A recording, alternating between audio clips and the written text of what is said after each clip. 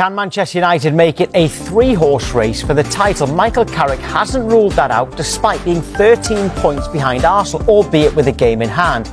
Here's what he's had to say ahead of their trip to Newcastle United tonight.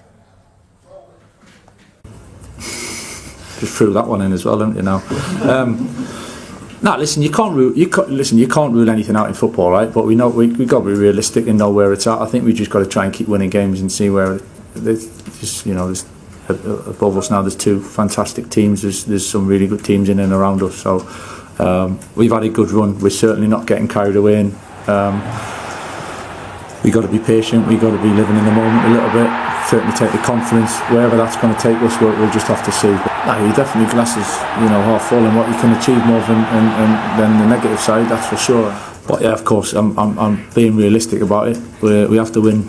We have to win a lot of football matches for that to happen. So we'll do what we've been doing really and go one at a time. And we've got one now, and then we've got a little bit of a break before Villa. So we'll go give us everything for Wednesday night. So on Manchester United winning the title, Jamie O'Hara gave Manchester United a 1 out of 10, so 10% chance. Yeah, Opta have given them a 0.01% chance of winning the title. Carrick didn't rule it out, though. Yeah, well, of course he's not going to rule it out, is he? He's a Man United manager. You never rule out winning the title. That's the ambition of that football club, and he's done a great job. When I heard the comments, I thought, is he talking about next season? Next season, I wouldn't rule it out. I really wouldn't. I think they can be really strong. I think if he gets the job, there's times with good players, then yeah. You have said that you can envisage him winning the title for Manchester United in the future, haven't you? Yeah, I can. Yeah, I definitely can. On this show. I think he's a very good manager. I said it early doors. He's got a great backroom staff. He knows the club. He's done a really good job. But they're playing one game a week and they're doing well right now. Next season's different. They're going to be in 4 competitions. They'll finish third. Man United will finish third. But for them to, for them to talk about winning the title, not only have they got to win every single game, well, Arsenal and Man City have got to fall apart. That's not going to happen. Arsenal are not going to lose 3 games. I just don't see that happening. They're not going to lose 3 games. Man City are not going to go and lose 3 games. That they can get closer to them by keep winning. But I've seen Arsenal's running. Apart from the Man City game, it's actually quite. You'd expect them to win most of them. I know they've got a tough game against Brighton coming up. I think there's that tonight. They've got Brighton tonight. Tough game. Yes, tonight, yeah. But after that, the Man City game, I don't see Arsenal really dropping many points. So I just think it's between Man City and Arsenal. No one else is in this title race. Man United have done a great job and they'll finish third. And I think Carrick will get the job. OK, well, let's speak to Manchester United fan Bradley Tooth now. Bradley, do you think you can win the title? Well, I'd be lying if I said yes. I think Carrick's answer was the absolute perfect answer for the club and the players. Ultimately we're building for next season. But when you were talking before about how to get the Tottenham players working when they're a bit weak mentality, we're in a situation now where we've had a poor mentality last season. We're in a good space. He's got the players believing.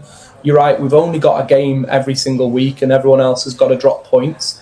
But why not say, well, I can't rule it out because technically if we win all the games, but actually I'm realistic. So I'm not going to rule it out. We want to try and instill the belief, keep going. And then the players there are looking, well, if we have a full season of this next season, just like Jamie says, we could win the league. So it's telling all the players there, the likes of Bruno Fernandes, who might be looking at going somewhere else if things aren't great. It's telling them, stick with it, because next year we'll be in the mix. How shocked would you be if you don't make the Champions League this season? I'd be really shocked. I think we're in the box seat for it at the moment. I think what I'm loving is the adaptation during the games of how the team's playing. We were told that the team has to play a set way. Well, actually, we're dropping off. We're pushing high. We're adapting mid-game. The tactics, Sesko in, Sesko out, Ahmad in, Sesko out, all that stuff. It's really, really positive. And we haven't had to search far and wide for the answer that's there. We've given someone who knows the club the job, and he's doing a great job. And he's an Englishman, so it's positives. Do you think, I'm looking at next season with Manchester United. I think Carrick will probably end up getting a job because I don't see the form dropping. I don't see the form dropping off. So it'd be crazy to not give him the job with the players, on his side and playing well. Next season, you're in 4 competitions. That is where we're going to see Michael Carrick then, rotating the squad. Have you got the players? Do you need to sign? Who do you need to bring? Who can you keep? Because at the moment you're playing 1 game a week and it's great, and that's lovely for Man United and the players because it's the same 11. But when you start changing it and you've got to rotate, that's when it becomes difficult. Exactly, but that's where you've got to look at the accountability to the ownership and the structure above him. Carrick's been brought in to bring the best out of those players. Now, the players are brought in by the leadership structure.